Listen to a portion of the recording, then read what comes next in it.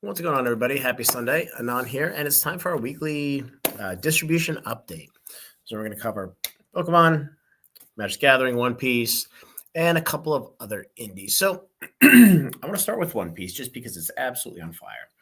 So OP13, the second wave, did make it out to everybody last week. So that is on the market. Obviously, the market's going absolutely nuts. That's going nuts. Premium O2. PRB O2 is going nuts. We have OP14 that we have allocations for. It looks like the print runs of that is it's about half of what OP13 was. And for those of you who don't know, and I was just recently educated on this over the last couple months, the anniversary sets are printed far more heavily than the non-anniversary sets. So OP17 will be the next one. Look, the interesting thing with OP14 is a lot of the spoilers look really, really badass. So we'll see what happens there. I would imagine everything is just going to continue to roll. We do have ERB02, which is the waifu set. Have not gotten any allocations on that. I would imagine that's probably going to come the first week of January. I believe the set comes out the first week of February. We may get it this week. We may get it a little bit next week. But quite honestly, there's really very few people working at distro.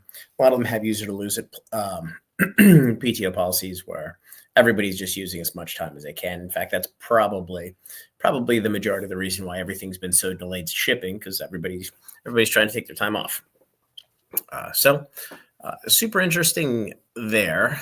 I want to talk about Flesh and Blood for a second, because this wasn't on my radar that much, because as those of you who know me, I'm a little bit of a Flesh and Blood hater. I just think the management isn't going in a direction that I don't think is sustainable long term. And granted, to their credit, they've been around for 6 years now, 7 years.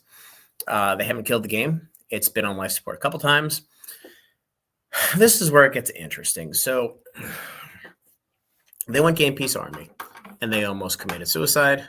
The game, obviously, they went back to collectability, and the game came back to life. Now they went back to Game Piece Army, and the game is struggling again.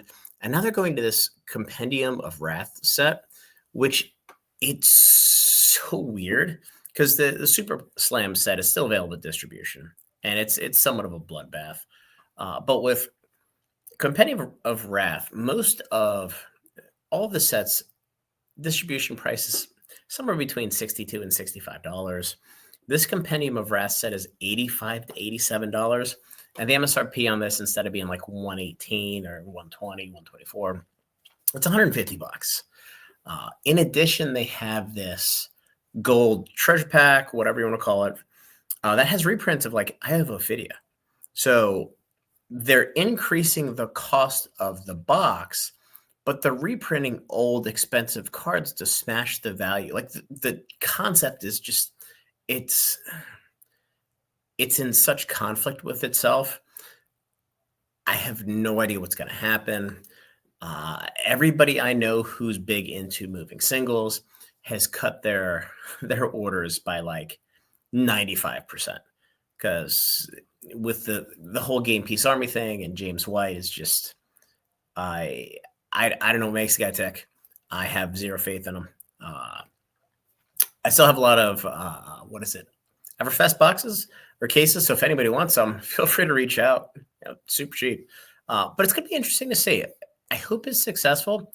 But again, these guys can't get out of their own way, because they keep going Game Piece Army, and the entire model, it just smashes old sealed product, and cards get reprinted. Heroes get banned. They get living legends, so you can't play them anymore. So a lot of the cards that are super powerful but specific to that class or that hero get smashed, and it's not sustainable long term. So we'll see what happens there. Moving on to Godzilla, we do have the third set coming out shortly. I know Rudy mentioned this on one of his videos, but I do want to point it out. Even though there's not a lot of gameplay, the interest is super niche. There's not a lot of product, and the first set booster boxes are selling for $95 on TCG Player, and they are selling. There are more than 50, 100, something like that have sold in the last 30 days for the first set, and about the same for the second set. So the boxes are moving. Now the second set still has a little bit of inventory left to go through, at or a little bit below distribution cost, pretty much at.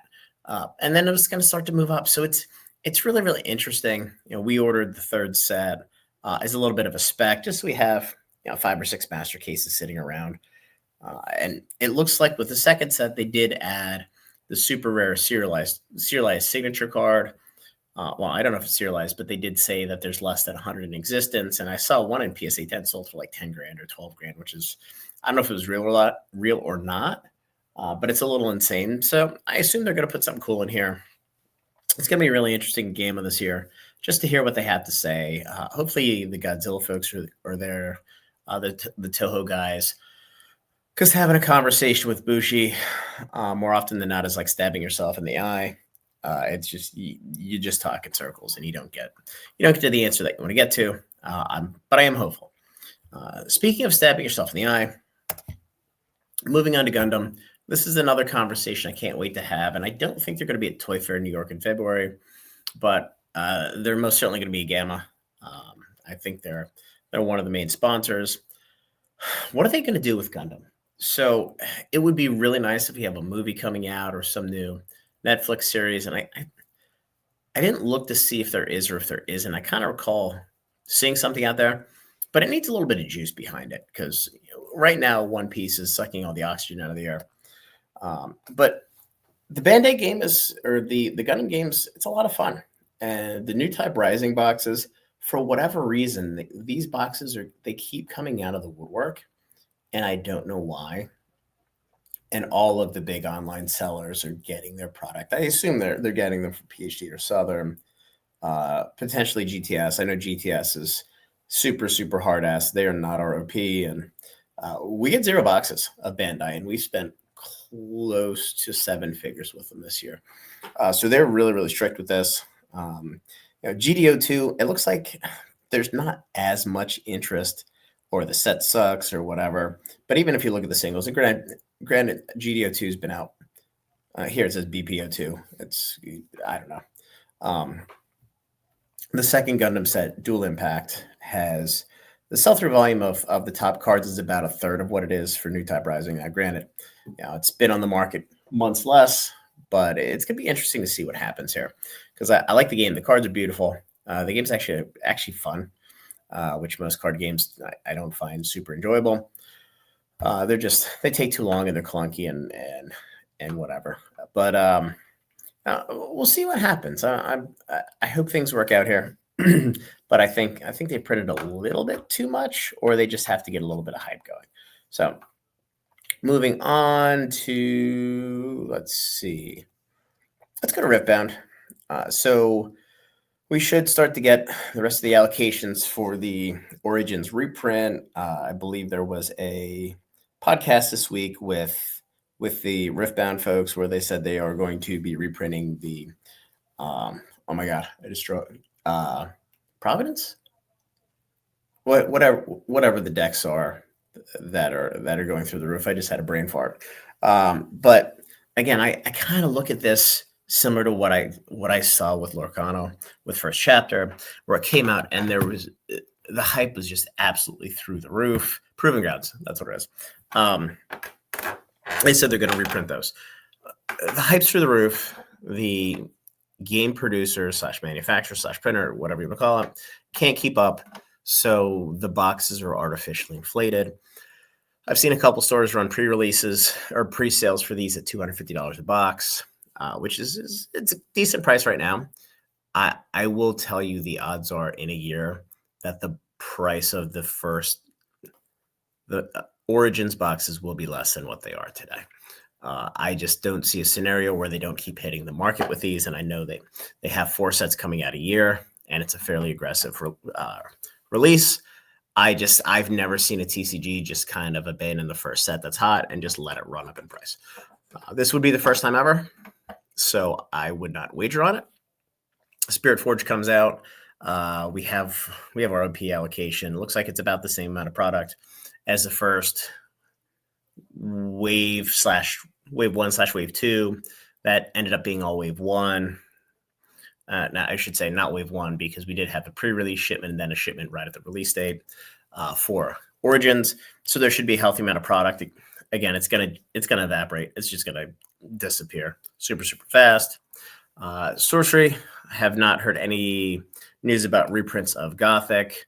Rudy did his second set where he said he only had 50 kits left over, and the thing sold forever. So either he was lying out of his teeth that he had a lot, or he's lying out of his teeth that there's a lot of demand for it. Either way, the products tend to go to Team Covenant, to Rudy. Obviously, Channel Fireball has them, but have heard nothing from PhD or Southern, who are the two distributors who carry Sorcery on that one. So if you're interested, kind of too bad. Weiss, really not a whole lot to talk about there. Let's see, moving on. Yu-Gi-Oh! I don't touch it. Never saw the cartoon. I never looked at the game. It looks like the last 15 sets have been dumpster fires. Now that they're changing things, it will get over-ordered, and it's going to be a nightmare. So unless they actually have the discipline to not overprint something, which I don't think they do in their history, I would say far away. I know Rudy made a video on it. Pokemon did a video on it. It's worth avoiding. It's just the risk of it blowing up versus the risk of it paying off. It's just not there, in my opinion. So moving on to, let's talk Pokemon first. So Pokemon, all the allocations are in for Ascended Heroes, except for two of the majors, but all the second tiers are in. The Mega Box's first partner at Pin Collections. There is a healthy number of those out there. I don't know what my numbers are, but I have a good idea of what the purchase orders look like. I've not gotten any allocations. I lie. I've gotten 2 allocations for the Pokemon Day collection out of 7. I would have expected to be at like 4 or 5 by now, which is kind of interesting. So I don't know if there's more product coming or not. But Ascended Heroes is going to be a really interesting release because there is a massive amount of product coming. However, there is very little product coming at release date because you have the two-pack blisters, and then the text stickers, and everything is coming in waves. So it is going to be a very, very slow and drawn-out saturation of the market. So I do think that the price of these are going to be absolutely through the roof if you want to buy it on release day, and then things are going to move down from there. I would not be surprised. To see some downward pressure on this, probably around booster bundle release. But even if you go back and you look at Prismatic Evolution's release, it took about 4 months before the boxes started to soften up a little bit. Here, it's probably going to take 6 or 7 months just because of the waves and the fact that the booster bundles are pushed out so far from everything else. So unfortunately, the price in this, I think, is going to be pretty high for a while until things start to come down. I do want to mention very quickly. So the wave two of everything for Phantasmal has shipped at this point. One distributor is in the process of shipping, but that's going to happen this week. The wave 2 of the other stuff here, which is the Mega Kangaskhan, Mega Venusaur, I think the Pokeball Tins was just one wave. I don't remember. It's all over the place. But anyway, all of that wave 2 stuff is going to ship this week or next week, probably next week because most people are going to be off this week. So then we can close the books on that. So it's just kind of moving on and focusing to Mega Evolutions at this point. I don't think there's really anything else to talk about Pokemon-wise. And I know a lot of folks have mentioned that the market's softening up. The market is strong in pockets and it's softer in other pockets where it should be soft. Like, this is what a normal hot market looks like. It's not everything go up at this point, including the garbage. And, by garbage, that's the weaker products. It is selectively strong, which again is pretty healthy. So moving on to Magic the Gathering, everybody's favorite. I did a video on this last night. If you are into cycling commander displays, or you want to see what is up for printing or reprinting in Q1 of 2026, you should probably check it out. Lorwyn Eclipsed. Let's go back a little bit. Avatar, there's a lot of this product still at distribution. The bundles, the collector boosters, I think are reasonably set out. Although I just got some collector boosters this week and actually got some Spider-Man collector boosters, which just goes to show you the obscene amount that WotC printed. And they just tried to pull the wool over everybody's eyes by short shipping distribution and trying to ship it to Amazon, which if I was in their shoes, I would have done the exact same goddamn thing. I'm not going to lie, but just be wary. If we get to another situation where distro is communicating or seems to think that things are tight, it just means that they're not getting the product and it's going elsewhere. They are printing a metric ton of this stuff because they have to. The 2026 numbers are like 25% over 2025 because they're going to have to offset further contraction in the toy industry. So there is a very, very high bar. The market is starting to saturate, and it's just going to continue to get worse. Now, their Q1 number is relatively light. Their Q2 number is an absolute nightmare. I don't see a path where they get there unless they're just restocking everything at distribution. Because remember, if distribution takes it and sits on their shelves, it's still a sale for Wizards of the Coast / Hasbro, and then they don't have any issues. Avatar Play Boosters, these got restocked no different than Spider-Man Play did. So they're coming out of the ears with these things. Jumpstart booster boxes are still sitting there. So there's a lot of product. I did see a couple Commander bundles today, but I think those are generally gone. So I think by Lorwyn release, we'll probably be through all the Avatar and Spider-Man collector products. And by collector products, I mean gift bundles and collector boxes from distribution. The one thing that does surprise me is the Chocobo bundles have held up extremely well. I am waiting for the other shoe to drop where they're going to drop a ton of them on Amazon. I don't have any knowledge of this. I just don't understand why they're not smashing the market with this. It would make nothing but sense. I'm guessing since they're probably at the point where they hit their Q4 because they had the Magic, they had the Final Fantasy reprint, they had the Spider-Man reprint, they had the Avatar reprint, they had so many reprints at the quarter. My guess is they're pushing all this stuff into Q1 of 2026, and we're going to see a lot of that come New Year's. So, could be wrong. I'm just kind of guessing there because there's no way they only printed what went out to market because it did get eaten up and evaporated relatively quickly. Lorwyn, looks like the market is fairly positive on Lorwyn. It's been a long time since we've had a Universes Within set. Now, we don't have a whole lot of spoilers. We do have the serialized card, assuming there's just one again. So it looks kind of cool. It does look like there's some more product coming to distribution. I think I mentioned this last week, but if I didn't, the Commander decks, it looks like there is a lot of Commander decks coming that distribution wasn't aware of when they did the initial minimum allocation, which is what they've been doing now since Spider-Man, I think, or Edge. I'm not really sure. It's been a couple sets now. So it's going to be interesting to see what happens with the Commander decks because now, remember, they no longer have the collector sample packs in. And as I mentioned a while ago, so just to refresh everybody's memory, Wizards of the Coast told me specifically when I was in Fort Wayne, Indiana in September at the Alliance event that they removed the collector sample pack because it was slowing down the print runs for collector boxes. So they are in print everything as much as they can, as fast as they can, as easy as they can. They don't care that it's collectible, but I will give them props because if we look at some of the products that are being reprinted in Q1, you have Excellent to a lesser extent, but Wilds of Eldraine set, Lord of the Rings set, Bloomborough play, Foundations play. All of these regular box products, they're performing so much better than the prior era. I mean, you still have Dominaria and War of the Spark, where the boxes are sitting. I mean, they're struggling to $200. I mean, Bloomborough has been over $200 like 4 times now, and then a reprint comes. So my mindset with Magic right now, obviously, when the reprints come for a hot product, I'm buying a ton of it, so because I can move it and kind of get a good entry point for everybody else. But there is no reason to buy these products and sit them in inventory early on, because you will have an opportunity to buy it at the end of the print run. And that's what we're looking at right now.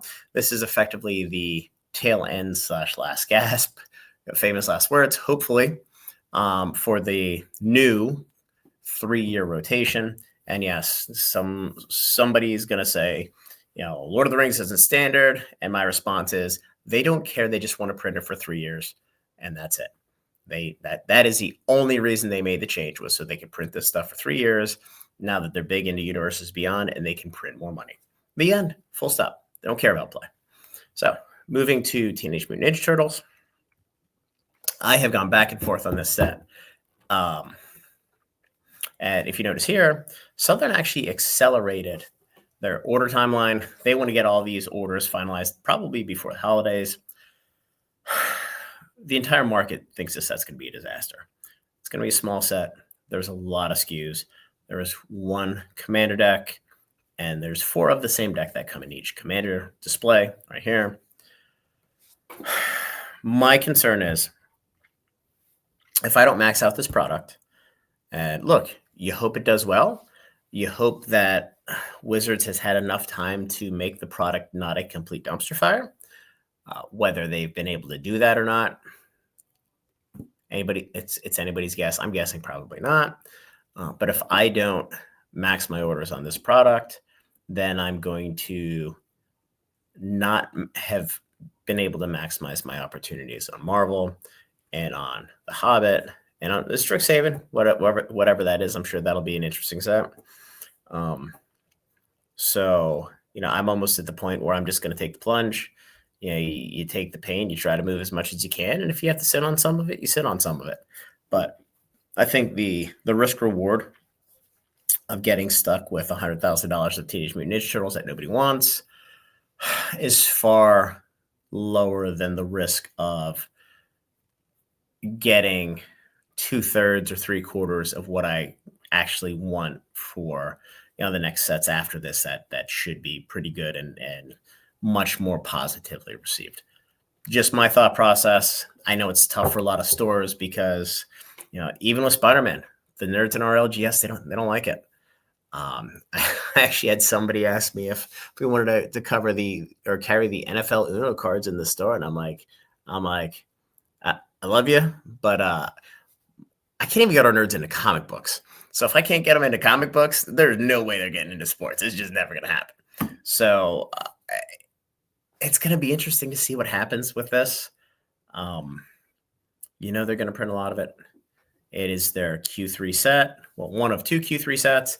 I think the other one's actually Strixhaven, which is a little scary. Or maybe Marvel's in June. If Marvel's in June, they might be okay. But anyway, these are the conversations that I have with myself legitimately all the time about Teenage Mutant Ninja Turtles, because quite honestly, it just, I have a fear of missing out, and it's not on this set. It's of the next set. So anyway, guys, feel free to let me know what your thoughts are on this. Like the video, subscribe to the channel, join the Discord, and have a good Sunday.